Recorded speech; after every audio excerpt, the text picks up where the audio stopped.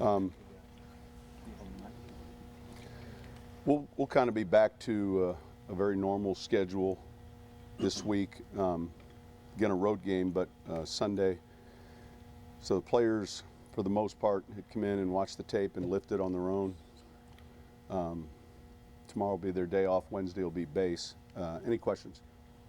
Drew mentioned you guys have figured out several ways to win. Just talk about how adaptable this team has been so far. I thought yesterday was a good example of it. We felt there were a handful of things that, aside from just ball security, we were going to have to play that game maybe a little differently than we played some other games.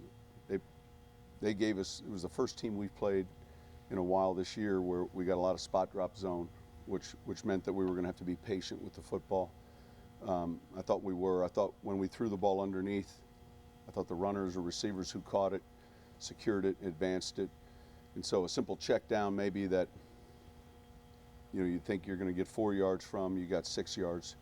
I thought we handled the short yardage situations and those critical situations in the game pretty well. Late in the game, we drew some penalties. I thought overall I was real pleased with the penalty numbers. But I think the one thing we've tried to preach all year is each game takes on a different, not a different meaning, but they're not necessarily all played the same way. And understanding as a team what it takes to win that specific game is something that if your team gets, and I think we're beginning to, is an important trait. So we felt like we were playing a good team that could obviously take the ball away. They were explosive. Quarterback's got a very strong arm. They had some balance with Forte, and I thought the early part of the game where we forced the 3 and outs and we had them in the long yardage situations, forced them to punt, the whole first half seemed to be spent on their side of the 20, their side of the 50, and that was significant. The score before the half was significant. But again, that game was much different than other ones we've won earlier in the year, and I think it's just understanding and being able to play smart football. Sean, you harped all week on the importance of protecting the ball in Chicago, where it's always tough for teams to do so.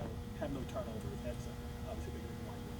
Our numbers without any turnovers, and we're not the only team that's like that. I mean, but clearly that hasn't been the case when we've lost there. And when you go on the road, when we play on the road, it's tough to get wins when you play on the road against a good team like that. And there are going to be certain things you have to do that give you a chance to win. That was one of them. I felt throughout the course of the game, I never felt like the ball was loose or out there.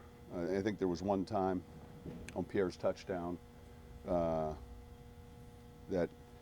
kind of came free and he recovered it, but I thought we handled that element real well. Time of possession, it looks like you have about 10 minutes average plus, and I wonder, the old school fan must be confused when they're running less than 80 yards a game and you're still managing to do that. Can you kind of explain how that works? I don't know that there's a formula to explain it. It's just being productive with your down and distances. Third down numbers were decent offensively. They were better for us defensively, but how you get the first downs, how you move the chains. I mentioned the type of defense we saw yesterday was predominantly a lot more zone, and so it meant taking advantage of a check down as opposed to an incomplete down the field. It meant when you did run it of trying to have success. We took our shots. We took a few shots. I thought with the one to Meacham was set up well, and I know it wasn't a penalty call, but very well could have been. But it's complementary football. If we're on the field for X number of minutes, just take the game time, and then you can tell exactly how long we're on the field defensively. And I think both sides of the ball are doing that well. I felt the kicking game was outstanding again yesterday. I mean, Garrett, in those conditions did a great job. The surface was difficult, obviously, if you're a kicker, and with the wind, just kind of gusty a little bit, and then I thought Morstead did a great job. And when we had to cover, we did, an elite returner. So all those things factored in, but the time of possession was significant. Heading into that game, Matt Forte seemed to really be a spark to their offense. You guys did a pretty good job of bottling up here when he caught it. Lots of hats to the ball. Yep, he's one of those players that does a lot of things well, and so he's not only a threat in the running game, but he's a threat in the passing game, and he's very good in protection. When you get on the field and you actually see him, you forget he's got really good size, and I thought we contained him pretty good.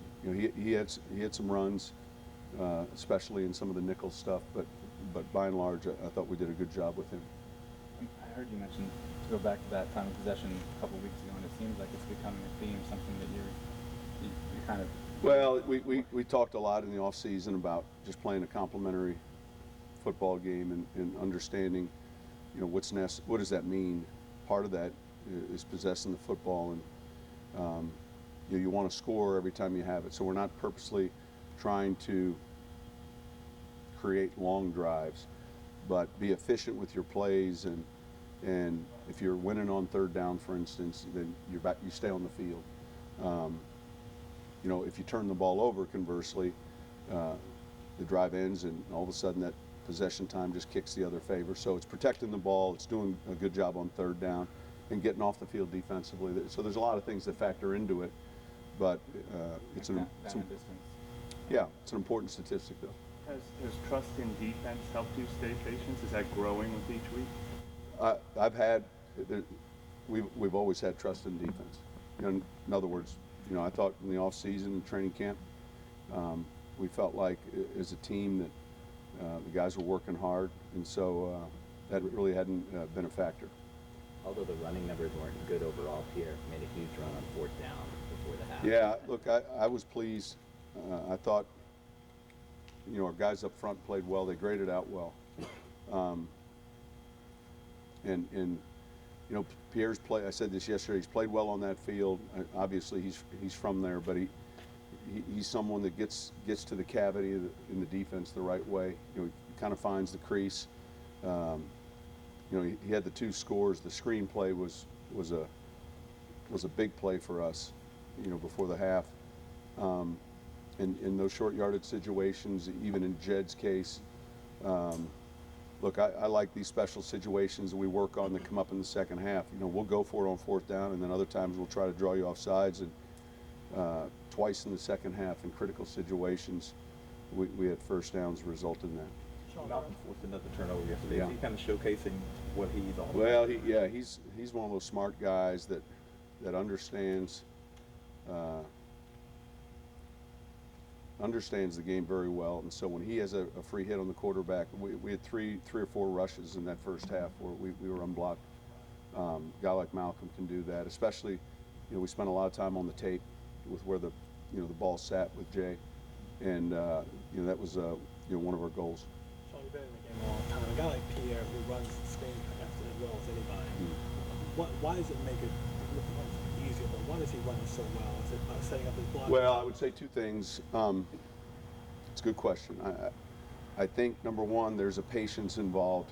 The other thing is each one's a little different, and so the player who is pretty consistent and excels at running screens is able to sort through some of the games that might take place up front.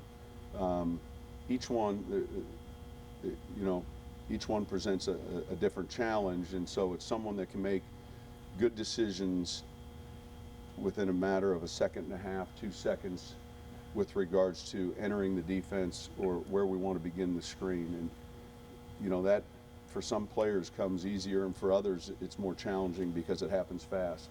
Sometimes it happens into a straight rush, sometimes into a twist, sometimes it happens into a pressure.